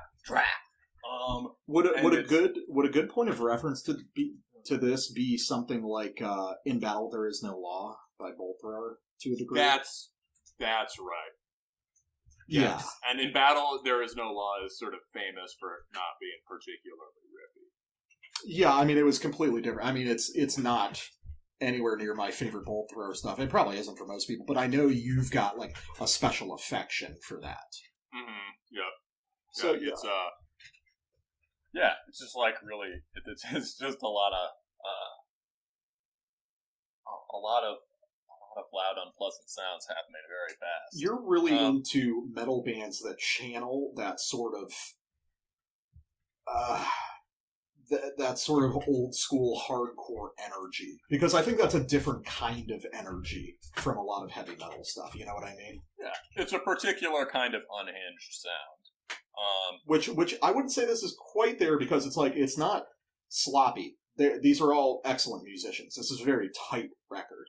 I think that it was recorded live. I don't think that it's quantized or anything, but the performances are extremely tight. They're all accomplished, so. I think it has a thing, though, not necessarily, it has a thing I like about I'm just keeping arguing this. I think I like about the second wave bands, right, is that, compared to death metal bands from their time, right, they're sloppy. But those are all people with an absurd level of chops. And it's one thing that makes them so much better than almost all the bands that have influenced them, that they've influenced, is all the people trying to sound classic Norwegian black metal or whatever, you can do that on budget technique, but, like, these were guys who were sort of like, you know, so many years of classical musical education squandered on these upper-class teenagers, right? who just decided to sort of, get drunk in the rehearsal room and play grindcore riffs with keyboards. And it's, and this has some of that quality where it's like, Yeah, sure, it's not sloppy, but it's extremely, but it's not like, it's very organically played, it's flowing, and you can hear the interplay between these people who are slumming under their technical capacity. And that's what I was going to say. It's like, all the technical capacity of these guys is going to making the music more ignorant. Like, it's pure, like, all the thing that this, everything that Andrew Lee could be doing on the guitar to, like, shred, which he's good at doing or whatever, he's just putting into, like, tremming the fuck out of his guitar. Yeah. And that's, I really like that. But anyway, we should move on. Okay. All right. So, so let's get back to the last record of today. And you want to introduce this one for us? Yeah, sure. So, this is Ancient Gate, as we said before. Started as a one-man project from Argentina, now has a drummer. It's sort of, I followed it a little bit before this album, but wasn't that impressed with the last thing I heard. Probably just, maybe it was just in the wrong mood or whatever. Maybe I'd like it more if I went back to it now. But but it was promising because this guy was really, he just set out in the beginning, his central influences were he just says on his site, like, oh yeah, it draws on Judas Iscariot, Blut, and Old Darkthrone, or something. Yeah. And you don't really, it's become, I remember back in MySpace days, throwing influences on things was like a key way of defining yourself. Yeah, I remember doing that with my MySpace bands. It's the funnest part, but often bands would put on like 15 tags or whatever, right? And it became absurd. And this is a smart way of doing it. I remember, the guy from Neurosis once said, when he formed Neurosis, when they formed Neurosis, they just had an idea of 10 bands they wanted to sound like, and they just wrote them all down, right? Yeah. And this sort of honest approach, being honest about your influences, right, and also being like, having a clearly defined sense of where you're going. That's interesting to me. I miss that, because that used to be a lot more common, 10, 15 years ago. Because now you'll watch, I don't know, I'll be on YouTube and I'll see some bullshit from Loudwire and I'll click on it because I have no life. And it'll be some interview with a death metal band. It'll be like, influences, like a lot of Iron Maiden and shit. Are you sure it's not the other death metal bands that are around you that you sound like? Yeah, or alternately, because of the internet, right? Everything is available to everyone, so you can just be like, I listen to all black metal. It's at this point, we all kind of do. So what bands have influenced you? Yes. I'm stealing ideas from everywhere. Yeah. So I'm curious about this, though, because I think you're more acquainted with them than I am. I never really listened to much Blood Nord. I listened to around, like, the work which transforms God, which was kind of their big break. But he's saying that his influence is like old Blood Nord, which I've never really heard. Is this really comparable to that? Because that would be very different from the Blood Nord I'm familiar with. Okay, so I'm not as familiar with Blood Nord as a friend of mine who's played me a lot of it. I ignored it back in the day because it was seen as arty. It was early cool guy black metal. Yeah, they're this interesting band because they're always mentioned alongside DSO, but DSO's been way more influential. And so the stuff that I've heard that they associate with DSO really doesn't sound much like them. I mean, there's a reliance on there's a reliance on atonality, but not employed in anywhere near the same way. And there are always implicit melodies in the atonal stuff, and also DSO doesn't ever sound clinical. No, that was one big thing about Blood Nord was the coldness of it. It felt like the Blood Nord that I'm familiar with, like work which transforms God and Mort and stuff like that, sounds a lot more like forgotten shit like the Axis of Perdition. Some of those early, like, industrial black metal bands that were, like, half black metal and half Silent Hill soundtrack. Then those all went completely out of fashion and we never heard about them again. I still think they're cool, but, But, basically, like, there's two groups of, Blood Nord albums, and there's, like, these industrial ones, like the 777 ones, And then there's the Memoria Vetusta albums, and I'm pretty sure this one sounds like those. Okay. So, like, Fathers of the Icy Age, or Dialogue with the Stars, or Saturnian Poetry. It really does sound like Blood Nord, and it does sound like these albums, which are much more romantic and really just passionate, and have... much more akin to traditional French black metal. Yes, but harmonically nuanced in a way more than almost any of them. The harmonies in Saturnian Poetry was honestly... I don't listen to it enough. It's probably one of the best albums of, like, the last 10 or 20 years. It's got these incredible... The sense of... It's extremely melodic, but not narrowly white key, and it has incredible depth, and it's just sort of joyful and exuberant. Okay. And it sounds a little bit like, late 19th century, early 20th century romantic classic, late post-romantic classical music. This guy kind of nails a simplified version of that. Yeah. So just melodies with a little bit of, fairly consonant melodies with some depth and unusual note choice to them. And I think that also recalls more of the sort of, the earliest Blood Nord stuff. But let's give them an idea of what that... And again, it's not a band you hear people naming as an influence, because their industrial stuff was part of this trend that's gone away.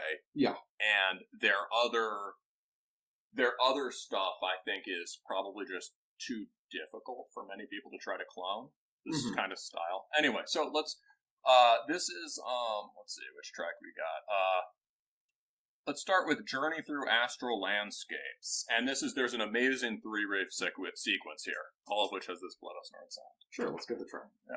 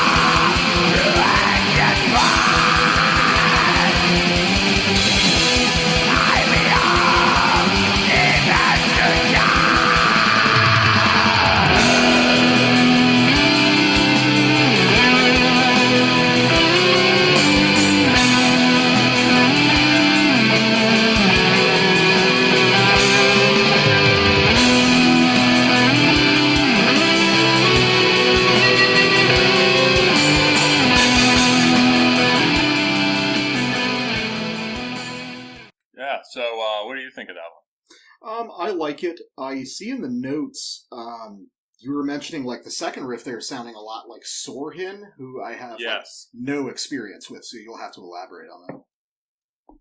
Yeah, so, I mean, Sorhin is another one of these bands that has a sort of forgotten band. I'm increasingly hearing one or two bands that have picked up on it. They're a band that were really ahead of their time. Swedish, sort of ripping Swedish black metal from the mid-90s that's very cold and has strange... I'm still not exactly sure how they do it. They have a strange ear for melody, and they possibly have two guitars playing harmony the whole time. Yeah. I don't know, but they have... It's got this sort of... It walks the edge between consonance and dissonance a lot, and sometimes it's more one, sometimes it's the other. Really, it sounds unearthly. It sounds like, I don't know, it's some nocturnal elf or vamp or werewolf shit, running through the woods, highly sword oriented, running through the woods at night. We forgot to name check sword oriented for Azath, but that's very sword oriented. Also highly sword oriented. And just, I mean, everything about the band is great, so I won't geek about them too much. But basically, like, I don't know if this guy's listening to Soren or not, but basically, this is a really good 3-riff sequence. The first one is this kind of highly frantic tension-building riff. That sounds a lot like stuff off Memoria Vetusta 3, off Saturnian Poetry. Like, a little bit simplified, but it has that same sort of, like, winding, escalating quality to it, and this similar harmonic ideas. There's a nice chord key change there, I think, right? Drops that second riff in, and like Soren, it has this sort of thrashing, frantic momentum to it, kind of organic and bendy. And it really reminds me of one or two riffs on that album. And then the release is, and the vocals over that I like too. The release is just, that is very sort of most romantic, beautiful Blut Nord stuff. And it kind of reminds me of a funeral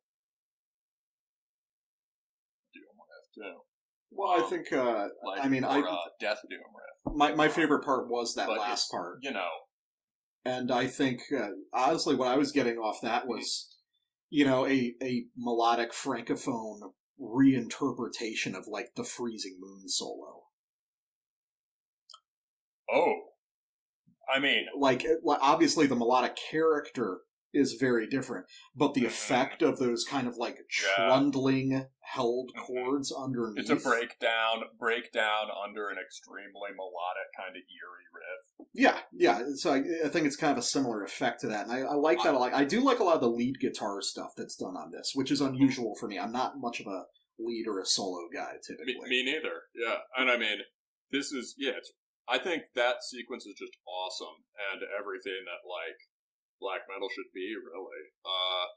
And the very triumphant there. And I think he does a good job of sort of channeling some of these influences without being sort of getting at the idea in the influence rather than sort of superficial qualities. Right? Yeah, no, I know what you mean. So, like, bridging off that, I want to go to my first sample, which is, these are kind of the ideal modes of this album for me. And I wonder if people who just listen to the first couple episodes will already know what it's going to sound like, because it's very typical me shit. But this is off Nightfall at the Autumnal Forest, so I'll talk a little bit about it after we listen to this. Yeah.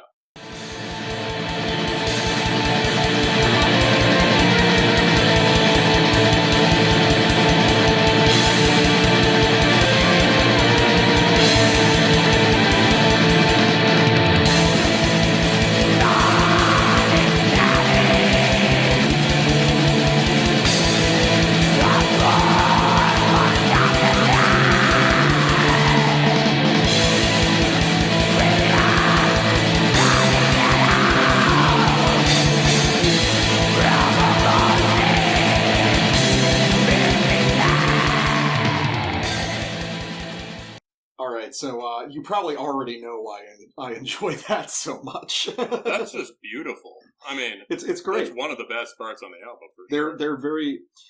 A lot of this album is made up of very simple but very dynamic riffs. So that first riff is heavily inspired by, like, traditional French black metal. One of the big comparisons I had there was Seigneur Voland, which is like a favorite of both of us. Sure, yeah. And also to modernize it a little bit. And also have been outrageously influential. Yeah, and just nobody really recognized it, just because, they did like one nobody EP. wants to talk about that. Yeah, of course, that too. Keep going. But also, I detect, like, the same kind of ideas that a lot of, like, modern Sargeist has in there. Just some of those note choices in that first riff strike me as the kind of shit I enjoy so much on Let the Devil In, which is, I think it's not my favorite black metal album of all time, but I might have listened to it more than any other black metal album. That's a good album, man. Yeah. And, but then that second riff is interesting because that almost channels a little bit of early Mutilation. Those very simple, just like 2-note but it's a rich structures. Chord. It's like a three string chord or 4, right? Yeah. There's something going on. I don't know if it's like a chord or if it's 2 guitars playing different intervals, but there's like a kind of a reversal of the chord shape that goes on that's very similar to, like, Remains of a Ruined Dead Cursed Soul. What this guy is good at is tension release, right? He's got a natural sense of how to structure songs. Both of the things we've just picked have that, and he doesn't have to rely on, say, I don't know, there's nothing disjointed between them, right? Like here, he's using an extremely melodic, passionate riff to build tension, and then the release is another one like that. But The chording on that second riff also reminds me a lot of Bellis Burzum. Yeah, I mean, Burzum was early on using a lot of those inverted chord shapes that would only really get appreciated 15 years later. Yeah, so, I mean, I think this is killer, and another thing I appreciate about it is that right now, everyone is biting these Seigneur Voland and Sargeist riffs. Yeah. And some people are making music that's just, I won't name names, but, just sort of too sugary or just exhausting climax fatigue. Some of them are killing it. I mean, I think Totenbach from Germany does that. Sometimes gets a little samey, but, really does it really well without changing style at all. It's kind of funny when you describe it as, sugary, just because I know that this isn't how you perceive it, but with what I know of your taste, I'm surprised you don't consider a record like Let the Devil In just, too poppy. Just, excessively simple and consonant. I think I did when I first heard it a little bit, but it's just, the point is I like that epic vibe, and so and a lot of the stuff I'm into has that, right? The sort of noble sound. So I'm just really picky about it. It's just, Sargeist is just so fucking reductive in a way. Yeah, it's very reductive. I think also the Seigneur Voland thing was probably where Satanic Warmaster and Sargeist got that sound in the first place. Probably to a degree, yeah. I mean, the whole finish scene is Gorgoroth also, but yeah. But then the other side of this record. But yeah, so basically what I like about it is this is a hot sound now. It's trendy. This guy can do it well. And he doesn't drop that riff until the 6th or 7th track, right? Yeah. That's remarkably patient, because that would be an opener for an album to me. Yeah. That's somebody else's best riff. So, but here's the flip side of the record, and these are the parts that I don't enjoy, which means that I probably enjoy this record a little less than you. I still think it's solid, but here's an example of one of the other influences that's really big, which is Judas Iscariot, and here's a quick clip off Maze of Another Centuries. thing that nobody really talks about, right? I mean, I try to whenever I can. I know, yeah. So yeah, Maze of Centuries.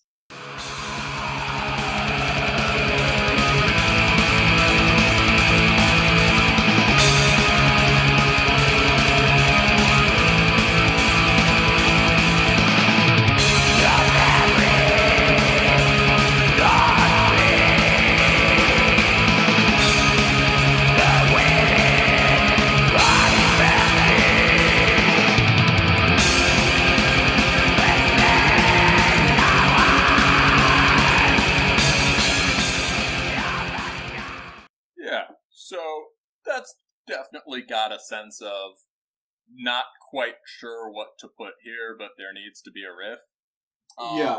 It's because I think that riff is the first half or the first quarter of a riff that I've written before. But that's I think it's the first. I think it's a pretty close to a riff that everyone's written before. Right? Yeah, it's a stock black metal thing, but I don't hate it. I'm okay, there's that riff. Yeah, I mean, I don't hate it, but I think that what we're seeing is he's better at replicating certain sounds than others, and a lot of the stuff that apes Judas Iscariot more kind of leaves me cold, because what makes it like Judas Iscariot as opposed to Seigneur Voland? Because to me, that's kind of in the same vein. Or it reminds me of Owl's Blood. I think the simplicity of it. I think that Judas Iscariot always had this inflection of almost like a garage rock quality, of just a primitivity to it that's still pretty stark even today. And Seigneur Voland wouldn't do a riff that dumb. Well, the riffs they have there like that are more sinister sounding. This is Judas Iscariot good? Then it is kind of highly. That riff also is a very kind of open tonality, right? It doesn't sound. There aren't a lot of half steps in it. Does Judas Iscariot have a lot of that? It's hard to describe because Judas Iscariot is a case where what makes his music special, Akhenaten's music special, is really a more than a sum of its parts thing. Because me just playing Judas Iscariot on guitar, because Judas Iscariot wrote fucking easy music. It's all incredibly simple. but it would not have the right effects, because part of Judas Iscariot is like the sort of incompetent drumming, the sort of like just way beyond his abilities drumming he was trying to do. It was the really clattery production, which has now been recreated with stuff like Black Silas and stuff like that. It's hard to say what makes Judas Iscariot so unique and so great, but it's something missing from this. And I think a big part of it might be the production. Judas Iscariot always had this like wonderfully cloudy, sort of like it was recorded in like a storage unit with metal walls, just too much reverb cutting across everything. But this has a very flat, very dry production, so you're missing some of that kind of chaos that makes those simple Judas Iscariot riffs really stand out.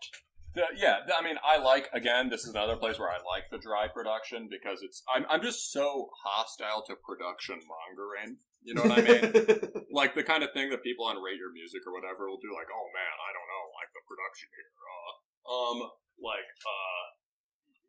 Sounds like he should have used an MX-35 on his, and I just don't give a shit. And I think I like, and I hate the way that people who don't understand anything about music somehow those people get really into talking about production. Journalists too, right? And it's, and so I kind of like, I like the dry quality here, but the dry quality definitely works against that riff. Well, the dry, and what's interesting is that because if you want to have production like that, there has to be something really compelling about the riffing and or performance. Yeah, so that's one case. But what's also weird is that the production on this record, like, periodically you'll have like a second guitar come in, and the production on the second guitar is considerably different and considerably better than the bulk of the rhythm guitars on this. Like, it's got this very analog quality. I don't know if it's some sort of post-processing effect, but it's got this slight clipping, kind of like a vinyl record skipping or scratching. Like, just like a little bit too much distortion and decay, but it taps right into the reptile brain that remembers, like, early Norwegian stuff, so it's very fucking cool. I think maybe we get some of that on this next sample, right? Maybe. So which one is this? It's a pretty cool, it's like a Rebirth of the Ancient Spirit. You tell me if it has it, but it's got a kind of, this is, again, something that's really hot right now is Sacramentum. This is, again, this album has it's very long, and, it's uneven towards the end, but the amount of good shit towards the end, I mean, two or three of the tracks we chose are from the back half. I feel like the back half of this is stronger, because it gets a little bit away from some of the dark throny stuff and just more into straight melodic shit that I like. But let's listen to this real quick. Rebirth of the Ancient Spirit. Yes. For it. It's good.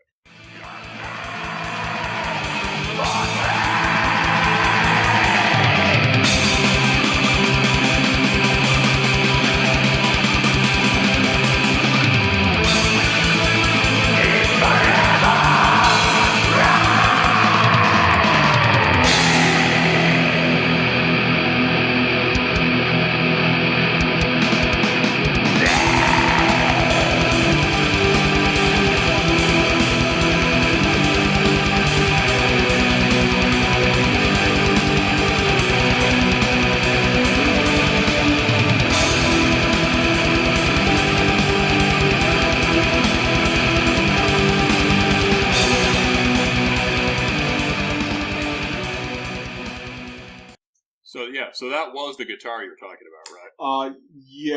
It's not the specific one, but it has the same effect. I think what I'm talking about is his lead track that he'll put in sometimes. Because there's a few tracks on this that are instrumental. They'll just be like single guitar pieces. And I think that the track, or like the settings he's recording those on, are the same as the lead tracks in the full songs. But you can hear it in this. There's like a little bit of crackle in there. And it's amazing how just that little imperfection really livens up this very sound. It's a more hot sound, right? It's more fried. Yeah, it's like almost, this is interesting because it's like, I think the production is, he tried to give it a pretty cool production job where it's like not clipping, which is fair. I mean, that's usually a good move. but he doesn't really have the tones with like the right body to make use of that space. So in the situations where it is hotter and it's kind of clipping, it sounds more exciting as a result. I think some clipping's great. But yeah, so I think that's a great riff. I mean, you only heard in that sample, you only get like the second part of the melodic riff, so you have to buy the album to hear the whole thing. But it's I think that's just really well done. And then the drop, he's so good at these drops, and it drops. And this is another thing going on in this album that I wanted to mention. Is just one benefit of the bone dry production. It works well with the keyboards. The keyboard tones are awesome. And it gives the whole album, like, people use the word cryptic or obscure, right? Yeah. This is a pretty cryptic album. Yeah, feels I would ancient. say so. It successfully feels ancient and lost in the midst of time. And when that drop hits, it's got this sort of rotting Christ feel. Oh, very, very rotting Christ. A lot of non-Servium. Right to, like, Hellenic black metal. Yeah, and again, that's another thing that in this whole turn towards hyper-melodic black metal, almost those are the three people things we'll say, three things, right? Like, Sargeist, they won't say Senior Volon, they'll say a band that's similar to Senior Volon. Similar, yeah. Sargeist instead of Senior Volon. Sargeist, Magla, and... Rotting Christ as an influence, right? And again, this guy does this so much more authentically and compellingly than so many of these people. Yeah, I mean, this is very clearly a guy who's just been listening to this kind of music for 25 years. Yeah, this isn't Rotting Christ as an excuse to write Melodeath riffs, right? This is just like necrotic, non-Servium kind of, trudging through ruins music. Well, Rotting Christ as an excuse to write Melodeath riffs is Varathron, who I actually love, so... honestly, I didn't know Varathron had Melodeath riffs. I'd probably like it. Oh, dude, yeah, like, since we're getting to that part of the show, let me look up, I think it was Crow's Reign is the album that I really love, because everyone knows, everyone really loves His Majesty at the Swamp, but then... I get bored of that within 5 minutes every time. It's been so long since I've listened to it, I'd have to check it out again, but Crow's Reign, their 2004 record, it was not really well received because it's basically like a Melodeath record by way of Hellenic black metal, but I think it's fucking killer, dude. I think Hellenic black metal probably should be really melodic, right? So it's very melodic, but it's definitely sugary melody. It's not that like cryptic doomy melody of like older Rotting Christ, like that. Like I'll pull up just the beginning of one of these Varathron songs for you. Which one? There Is No God. Ooh. So let's just listen to like the first 45 seconds of this, and you'll get where I'm coming from on it. Bro, right? have you considered? Shit, mind is blown. You see, yeah, but I was ahead of the curve, man. I went from cool skeptic atheist to neo-Catholic. Sure. All right, so Varathron, There Is No God. Just a quick example of what I mean.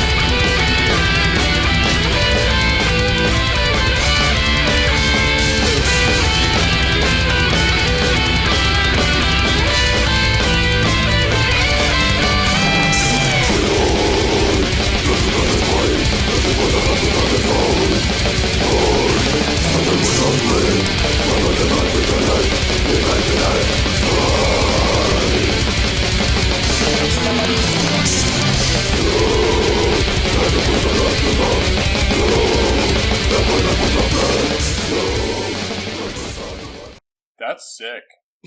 I love how fucking ridiculous it's a parody of Gothenburg in the beginning. But the blast at the if it all sounded like that. I mean, even the beginning, the dirty secret about Melodeath, right? And that's sort of what's coming to the fore in this more melodic turn of black and death metal is that everyone wants to like it, right? The idea of like a super epic melodic guitar riff with this sort of like chugging momentum, it's like hard to every couple of years I'll like listen to the first riff of the Jester race, right? And it's like, yeah, that's pretty sick. But they're already playing it better than most of the commercially successful melodeath bands. And then that blasting part comes in where they're like, there's a lot more speed and tension in the riff than you get in melodeath. What's funny is that second riff is just I believe it's just a sped up riff off, God, what's that? Hallowed Be Thy Name by Iron Maiden. That little they're just double timing that, basically. And it sounds like... the drums are playing faster than the guitar, which is awesome. Yeah, I always like it when the guitars drag a little bit behind the drums, but I think that's such a... And, the other dirty secret is that, like, Gothenburg-style melodeath has way more in common with heavy and power metal than it does death metal.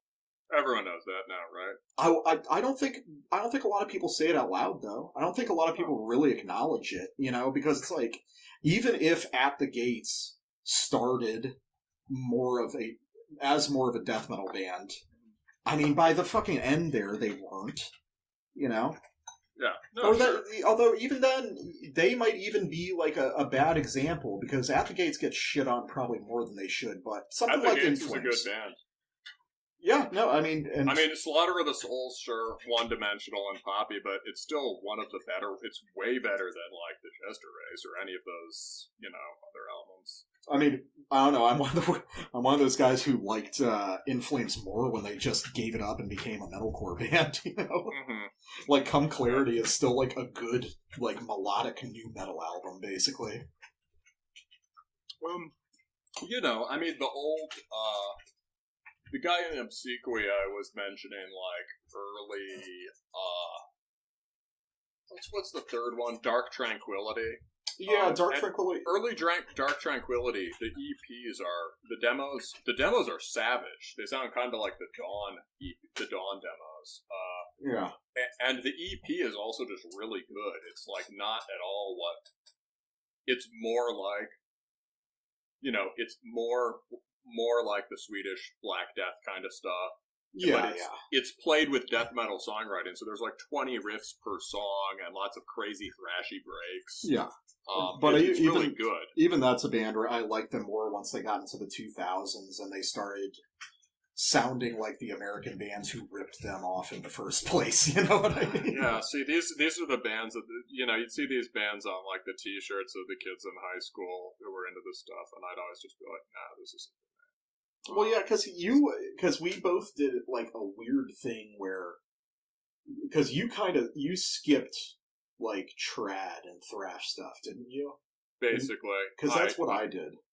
I listened to, like, hardcore and some, listened to hardcore and some, like, old punk and arty kind of gothy post-punk stuff, and, like, the heavier stuff, the more extreme, classically extreme sounding stuff I'd listen to would probably be, like, very metalcore stuff or, like, ISIS and Converge, right? Yeah. And then, like, I had, like, about a period of 6 months where I, like, got the first Metallic, I got Kill 'Em All, I got Rain and Blood.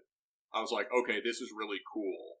And then I got Discharge, and by the end of that year, I found Emperor, and it's like, okay, this is where it's at. I got you. Because I did I was almost, I kind of made the leap from new metal to, like, extreme stuff kind of before metalcore was really engaged. Yeah, it was there, but it's like, by the time shit like Killswitch Engage and Shadows Fall cropped up, I had already been listening to Morbid Angel and stuff like that. But I think it's interesting because there's so many guys, because, like, I liked Thrice. Hey, Thrice is fine. There's nothing wrong. Yeah, the riffs are great. I saw them live with my wife a couple years back because she wanted to see a couple of the openers, and we stayed for like half a set, and it was pretty good. But it's interesting being my age. We're about the same age. I just turned 30, and there's so many people like me who made the jump from new metal directly into extreme stuff, and now that's a pretty acceptable thing. But there was also a niche of bands who worked that middle ground between the two, sidestepping metalcore completely. And I think, like, a good example of that would be a band like Fear Factory, who, as they got into their career, played both sides of that equation. And, well, one, I think they're a much more influential and interesting band than they're given credit for. Do you like Fear Factory? I had that thought the other day, like, what happened to Fear Factory? I like Fear Factory a lot. Obviously... I guess they're sort of the more commercial side of that whole industrial extreme metal thing that just disappeared. I mean, they were, and here's the thing, everyone's going to listen and be like, oh, Fear Factory, what, you like Edge Crusher and shit? No, obviously I don't. There were missteps, and they were very quickly, they were a pretty commercial band. But being a commercial band doesn't mean you don't have a craftsman's quality. And what they did was a fusion of very accessible nu metal stuff and some surprisingly intense death metal influences. And, of course, we can't forget Soul of a New Machine, their first album, being a great death grind record that has more in common with Napalm Death than it does any popular stuff. There's that whole, this the whole Napalm Death Godflesh axis, right? Yeah. And Napalm Death always said they originally started playing slow. And now, if you see Napalm Death, I mean, I don't, listen to a lot of Napalm Death, but, if you, even on stuff like, what's the Napalm Death that's, their third album that's pretty death metal-y and is obviously entertaining? It's your favorite, right?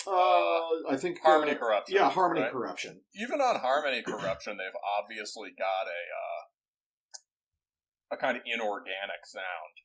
And towards, it has an industrial vibe. And once you if you go see them now, they play a lot of really slow songs. Yeah, well, Napalm Death, I'm a huge Napalm Death fan, and pretty much every record has at least one basically doom metal song on it.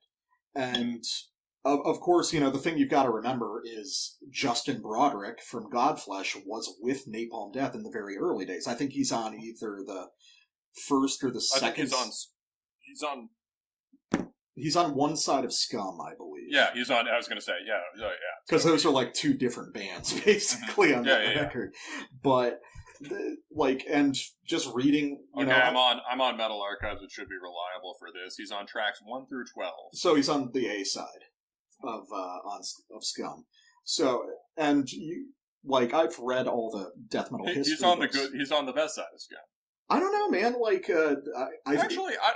The first side has better songs, but in certain ways, the second side was more influential. I like that they did a Negative Approach cover. My favorite Scum song is Siege of Power, and I've never heard a band capture that feeling. Siege of Power is great. The title track is outstanding just for that main riff. That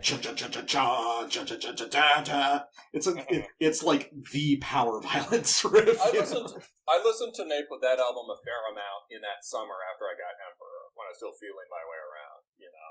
Yeah, I mean, I remember listening to Scum a lot. But Napalm Death is sort of trapped in that place where, I mean, they've literally been a band for 40 years now, but they're trapped in a place where they've done so many records and they've been around such a long time that there comes a break point where people don't really want to consider them just on a musical basis from record to record. And I think that's a shame because there is growth and there is an expansion of ideas and there is depth and there's different phases for Napalm Death. There's a lot to legitimately talk about with that music. It's I'm trying to think what's an equivalent? Probably Immortal. Imagine how many Immortal records are basically just fucking forgotten because they've done enough and they were around long enough. When's the last time? Dude, Immortal going all Batushka was sad. Oh God, I don't acknowledge Immortal after Sons of Northern Darkness. After the reunion, it doesn't count. But when's the last time you heard someone talk about Blizzard Beasts or Damned in Black? Yeah, not really. Nobody fucking talks about those records. But it's all good. There's no bad Immortal up to that point. No, there really aren't. And like we were just talking about the other day, Sons of Northern Darkness is still fucking sick. It's a pop record, but it's really well done. Oh, One by One is an amazing song. Oh, I'll even go lamer than that. I'll go for, like, Tyrants, man. Tyrants is a fucking great song. Oh, yeah, let's see, Damned in Black, what do we have on that? Well, it's definitely their least good cover. Yeah, it's pretty awful. It doesn't really have anything, but the reality is 90% of people who listen to Immortal these days only listen to, if you're a cool guy, you listen to Pure Holocaust, and if you're an uncool guy, you listen to At the Heart of Winter. You know? I like Battles in the North. No, well, actual cool guys like Battles in the North, yeah. Which is another record, you know, I've been talking so much about the idea of critical rehabilitation. That happens to Battles in the North. Battles in the North was like a fucking joke 10 years ago. Because it was of the cover? Well, I mean, in part, but also because it's like super sloppy. Azath can't really play drums that well. He's dropping beats everywhere, which is... Dropping sick beats, bro. Yeah, I mean, he can only hold a blast correctly for so long, and that's one of the things that makes it sick, is how chaotic it is. It's just falling apart the whole time. One of my go-to jukebox song at the bar, at this point, they changed around the jukebox, and so now my go-to jukebox song is Blashirk Mighty Raven Dark. I mean, it's always a good one. The one for some reason, the jukebox in my local, everyone's always playing Carnivore, of all things. That's like the band. Carnivore should be way better than they are. Carnivore's great in concept, right? Sort of like Pete Steele playing sort of hardcore influenced thrash about mutants with like offensive songs and like, you know, this kind of punk but metal energy. And you go back and it just is not good. It's not great. Honestly, you can get the same... punk songs by Typo Negative are better. They are. And you can... I think part of the problem with Carnivore is vocals way too far to the front. Yeah. Well, I mean, you can get the same effect as Carnivore, but get actual better songwriting with, like, Gwar from the same era. Mm-hmm. You'll actually get... I mean, it's basically the same ingredients going into it. You know? But they've got basically the same theme. Yeah, in essence. I mean, that's another band that's just been, like, forgotten as, like, a critical piece worth actually listening to and evaluating is Gwar. Mm-hmm.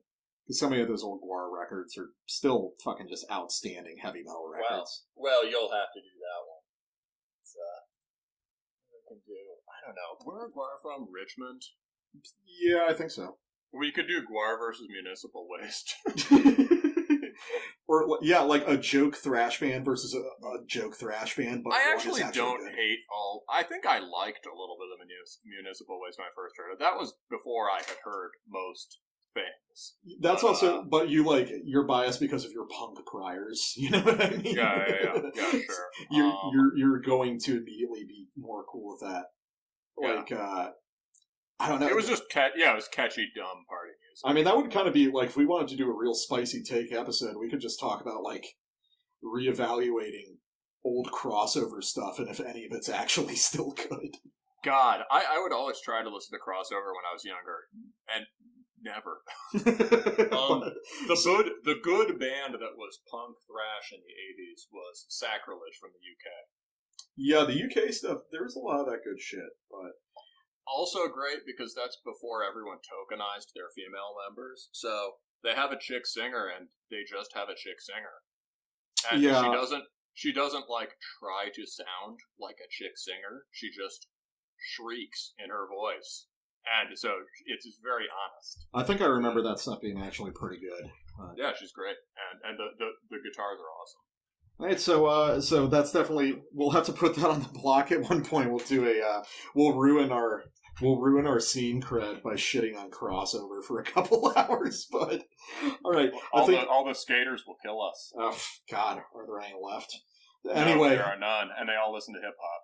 Yeah, that's true. So this is probably a good place to cut it off. Yeah, I think we got to cut it off. I got to go spend some time with the lady. All right, you guys, thanks a lot for listening. We appreciate it, and we will talk to you again in a few days. Yeah, talk to you soon.